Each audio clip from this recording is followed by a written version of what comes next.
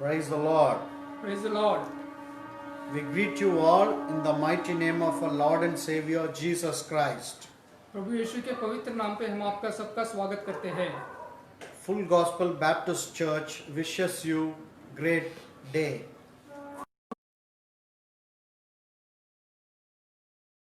दिन मुबारक हो. The day of Pentecost throughout the world. आज का दिन पेंटिकोस्ट का दिन मनाया जाता है पूरी दुनिया में. We'll talk about a jar which was looking beautiful. हम आज एक घड़े के बारे में बात करेंगे जो बहुत खूबसूरत दिखता था. A prince and his wife saw the beautiful jar in the shop and they wanted to buy it. एक देश के युवराज और उसकी पत्नी ने वो घड़े को किसी देखा था और उसे खरीदने के बारे में सोच रहे थे. The jar started talking to the prince.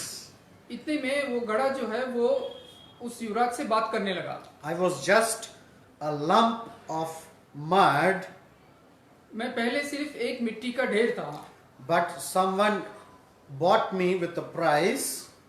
और किसी ने मुझे वो मिट्टी के ढेर से उठाया, उसको खरीदा. And he started beating me on the head, on the bottom, on the side. और वो मुझे ऊपर नीचे दाएं बाएं सब तरफ से मारने लगा. And he also started firing me. और वो मुझे मार के जलाया. So I was burning in the fire. और मैं बुरी तरह से उस आग में जलने लगा. But finally he made me into this beautiful jar.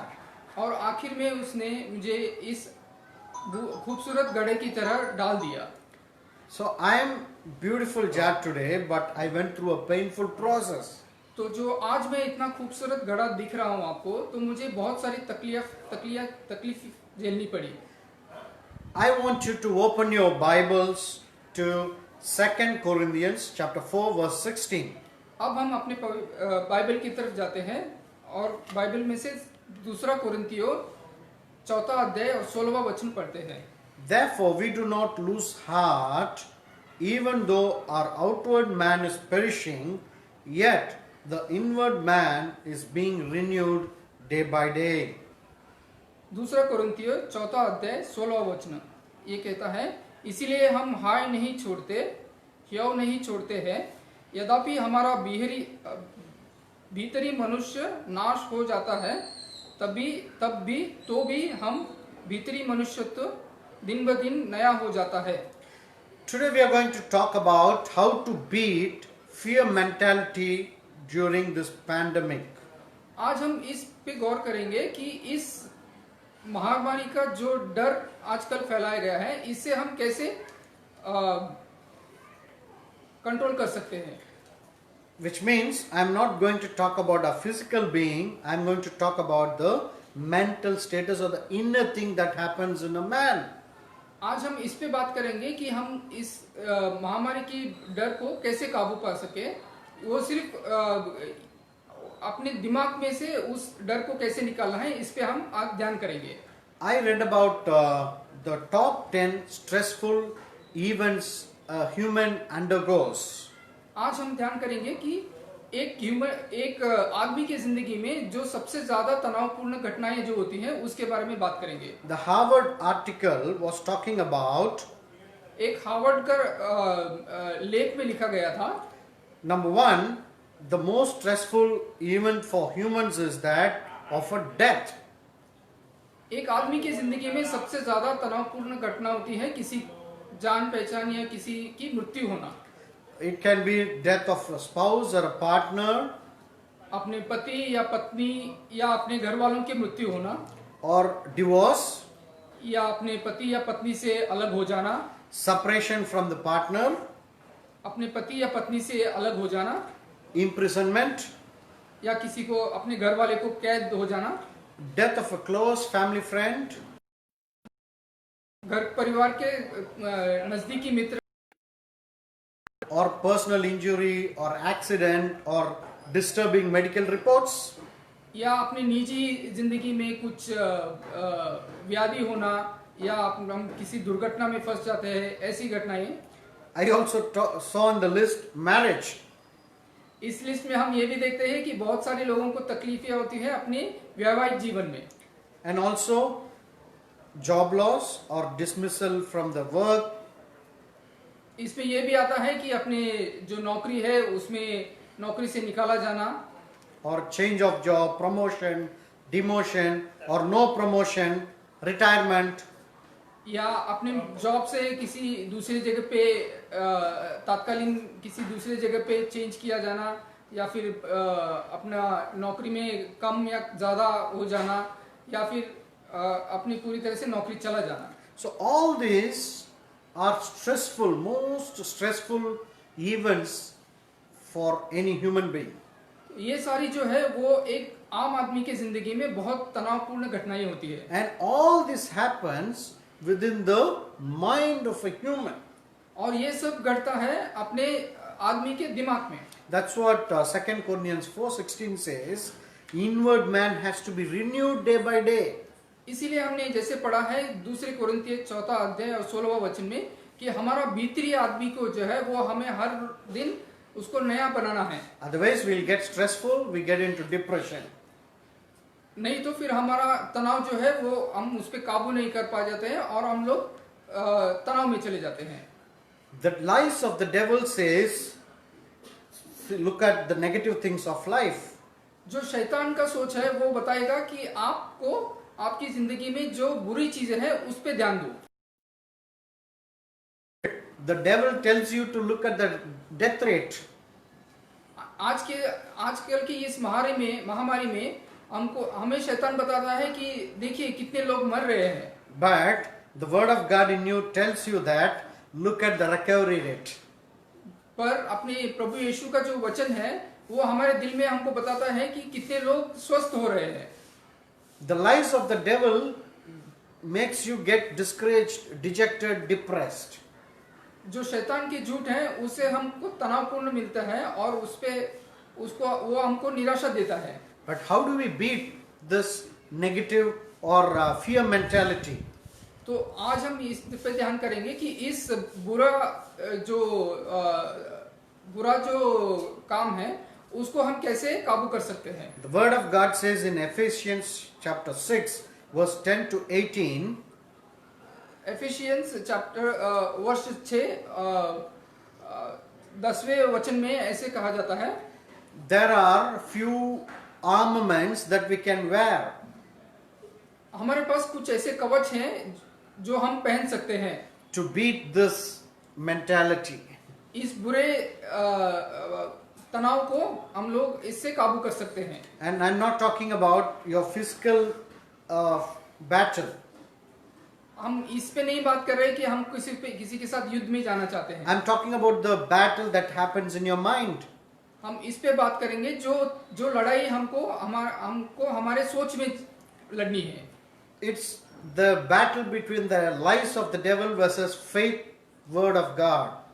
ये ऐसी लड़ाई है जो अपने दिमाग में होती है, जो शैतान के झूठ पे और प्रभु यीशु के विश्वास के बीच में होती है। There are many weapons that we can wear, but today we are going to talk about the helmet of salvation. So, इसमें बहुत सारे ऐसी चीजें हैं जिस कवच में बहुत सारी ऐसी चीजें हैं जो हम पहन सकते हैं। तो आज हम बात करेंगे जो मोक्ष का टोप है उसे हम कैसे इस्तेमाल कर सकते हैं। As humans, we sin.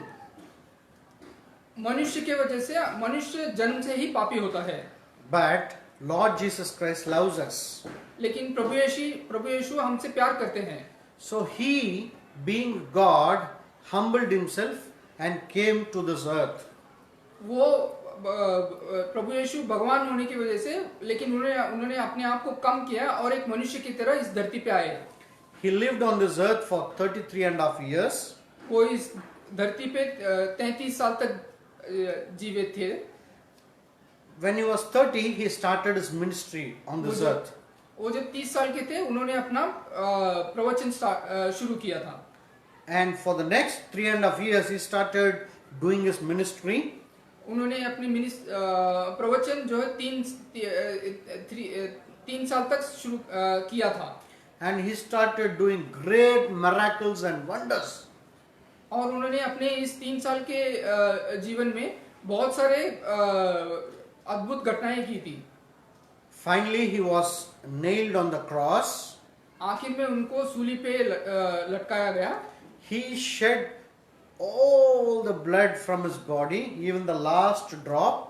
उन्होंने अपने मानसिक जो शरीर है, मनुष्य का शरीर है, उसमें से सारा, And finally, he died. और अंत में उनका मृत्यु हो गया। But he rose up again after 3 days. और तीसरे दिन वो पुनर्जीवित हो गए। And that blood and his name has power to save us. और ये जो प्रभु यीशु ने सूली पे अपना खून बहाया था, ये खून जो है वो हमारे पापों से हमको मोक्ष दिलाता है। Romans 12:1 says, "Be transformed by renewing your mind." Romans 12वां अध्याय पहला वचन में कहा जाता है कि Be transformed by renewing your mind. अपने सोच को हर रोज बदलना चाहिए, नया करना चाहिए। So what is this? Is that we need to forget all the negativity and focus on God with positivity. तो इसका ये मतलब है कि हम हमारे आसपास जो होने वाली बुरी चीजें हैं उस पे से हमारा ध्यान कम करके हमको प्रभु यीशु के ऊपर विश्वास ज्यादा करना चाहिए। Because 2 Timothy 1:7 says, God has not given us a spirit of fear, but of power and love and of sound mind. दूसरे तिमोथी पहला अध्याय 7वें वचन में कहा गया है कि भगवान ने हमको ताकत दी है, डर का नहीं, लेकिन हमको ताकत दिया गया है प्यार का और अच्छे सोच का। No matter what situation you are in now, आप अभी किसी भी परिस्थिति में हो, when a human undergoes a natural disaster or an accident or a problem or a tragedy, they go through 5 stages in life. जब कोई भी मनुष्य अपने निजी जीवन में किसी भी तनावपूर्ण घटना से गुजरता है तो उसके जीवन में 5 तरह की अलग अलग स्टेजेस होती है। Stage number 1, it will be denial mode. They don't agree. And second, they become angry. Third, they try to bargain. Fourth, they get depressed. Finally, they accept. ये 5 चीजें ऐसी हैं कि पहले तो हम इंसान इससे इनकार करने लगता है, उसके बाद उस घटना पे उसको क्रोध आना लगता है। तीसरी चीज है कि वो इस चीज से, इस घटना से माल तोल करना लगता है, और चौथे में ये इस घटना की वजह से वो उदास हो जाता है, और आखिर में इस घटने को स्वीकार कर लेता है। During those COVID days, even we may undergo this in our mind. आजकल की इस महामारी के वक्त पे हमारे जीवन में भी यही सब होता है। हम लोग यही सोचते हैं कि यही हमारा क्या होगा। Even in the Bible, there was a great prophet who underwent such stages. हमारे पवित्र बाइबल में एक ऐसा नबी है एलाइजा, जो इसी तरह के 5 अलग अलग घटनाओं से गुजरता है। One day he went and sat under a tree and he started praying to God, "Please take me, Lord. I don't want to live on this earth anymore." Elijah नबी एक दिन एक पेड़ के नीचे बैठ के प्रभु से प्रार्थना करते रहता है और बोलता है कि प्रभु मुझे आप ले लो, उठा लो, तो मैं आज और जीना नहीं चाहता। It is enough, Lord. I cannot face this life. I am undergoing lot of stress. Lot of things are happening in my mind. I cannot handle this. वो प्रार्थना में कहने लगा कि ये बहुत ज्यादा तनाव है, मैं इसे झेल नहीं सकता, आप मुझे इससे बचा लो। I am no better than my ancestors. मैं अपने पूर्वजों से तो बड़ा नहीं हूँ, मैं इसे झेल नहीं सकता। So please take me off, end my life on this earth. तो वो प्रभु से कहने लगा कि आप मेरे इस धरती पे का जीवन खत्म कर दो। Do you know what, my dear friends? आप जानते हैं मेरे प्रिय दोस्तों, This man is a mighty prophet. ये नाबी जो है वो बहुत महत्वपूर्ण नाबी था। God gave him the power so much that the moment he speaks a word, fire came down from the heaven. ये इतना महत्वपूर्ण नाभी था और प्रभु ने इसको इनको इनके बात पे इतना महत्वपूर्ण दिया था। वो जब भी बात करते थे तो आसमान से आग निकलता था। 850 prophets were praying for that fire, it didn't come. But this man prayed down. जो 850 दूसरे नाभी वो उस आग के लिए प्रार्थना कर रहे थे, लेकिन जब एलिजा नाभी ने प्रार्थना किया तो वो तुरंत आग आ गया। Not just that, he just made one word and there was drought for 7 years. सिर्फ यही नहीं, उसने उसकी एलिजा नाभी के एक बात पे 7 साल तक उस जगह पे अकाल पड़ा रहा। So such a mighty man, he went depressed, he got depressed. तो इतना ताकतवर और इतना महत्वपूर्ण नाभी, लेकिन तनाव में वो भी अपने आप से झेल नहीं पा रहा था। How it started, where it started in his mind. The battle started in his mind. तो ये सब कहाँ से शुरुआत हुआ? वो ये तो पूरा उसके दिमाग में ही चल रहा था। So word of God says we need to be renewed in our inward man day by day. तो हम पवित्र बाइबल ये कहता है कि हमारा जो भीतरी मनुष्य है उसको हमको हर रोज जीवित करना है। Where we should be renewed in our mind through the helmet of salvation. तो हमको हमारे भीतरी आदमी को हमको कहाँ से जगाना है? हमको इसको जगाना है अपनी सोच में। So finally, my friends, I am going to conclude now. तो हम अभी आखिर में इसको यहीं पे समाप्त करेंगे। Why do God allow such problems in our lives? हम ये सोच सकते हैं कि प्रभु हमारे जीवन में इतनी तकलीफ क्यों देते हैं? Let me conclude with this case study that happened. हम एक लेख के ऊपर हम बात करके इसको समाप्त करेंगे। There was a very rare fish that a company was selling in a particular location in a country. एक अलग तरह की मछली को एक देश में बेचा जा रहा था। People wanted to buy that fish live. लोग उस मछली को जीवित खरीदना चाहते थे। And they were ready to pay more. और वो इस मछली के लिए कुछ भी दाम देने के लिए तैयार थे। But when they started transporting, during the transit, the fish dies. तो मछुआरे जब इस मछली को समंदर में पकड़ के जब उसको लेके जाते थे तो ये मछली बीच में ही मर जाती थी। So they were not able to sell for higher price. तो मछुआरे इस मछली को ज्यादा दाम पे बेच नहीं पाते थे। So now people started doing research. Finally they found out there is one more small fish called catfish. If they put that catfish on this fish, it will not die. तो उसके बाद वैज्ञानिकों ने सोचने के बाद उनको ये पता चला कि एक अलग तरीके की मछली है, वो उस मछली को इन मछलियों के साथ डालने से ये मछलियां जीवित रहती है। Now do you get the point? तो आपको इसका सारांश क्या मिलेगा? To keep the fish alive, a troubling fish has to be put inside that fish container.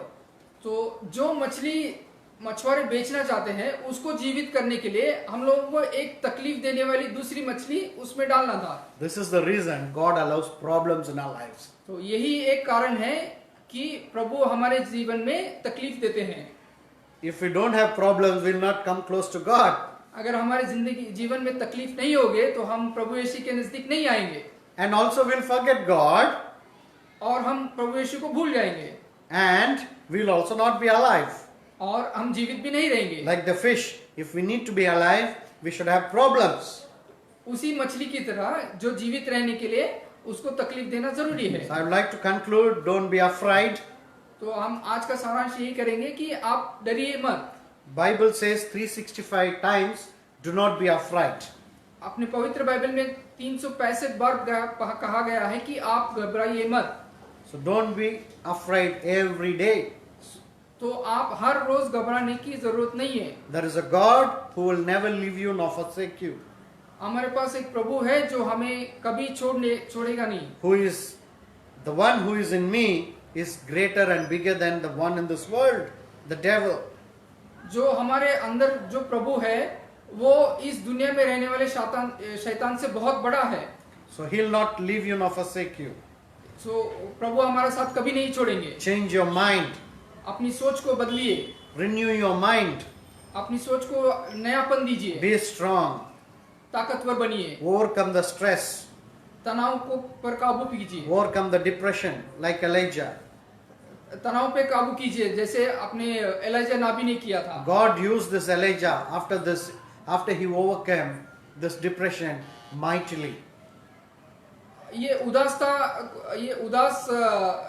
तनावपूर्ण घटना को काबू करने के बाद हम सब जानते हैं कि प्रभु ने एलिजा का कितना अच्छी तरह से इस्तेमाल किया। You will not die, but you will also live, हम लोग नहीं मरेंगे और हम लोग जिएंगे, and God will use you mightily.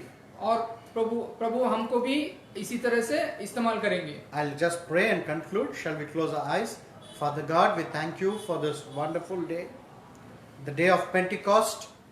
Thank you for your anointing, your Holy Spirit.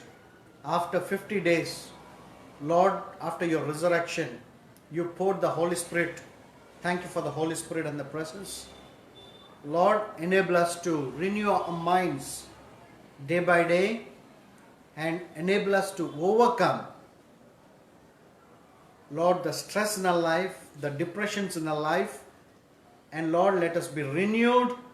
And Lord, we commit our battles, our lives, problems into your hands, so that, Lord, you are the specialist, you never lost even a single battle. So we trust and believe that you will not put us to shame, because the one in us is bigger and greater than the one in this world. We thank you and praise you. In the name of our Lord and Savior, Jesus Christ, we pray. Amen. Praise the Lord. God bless you all.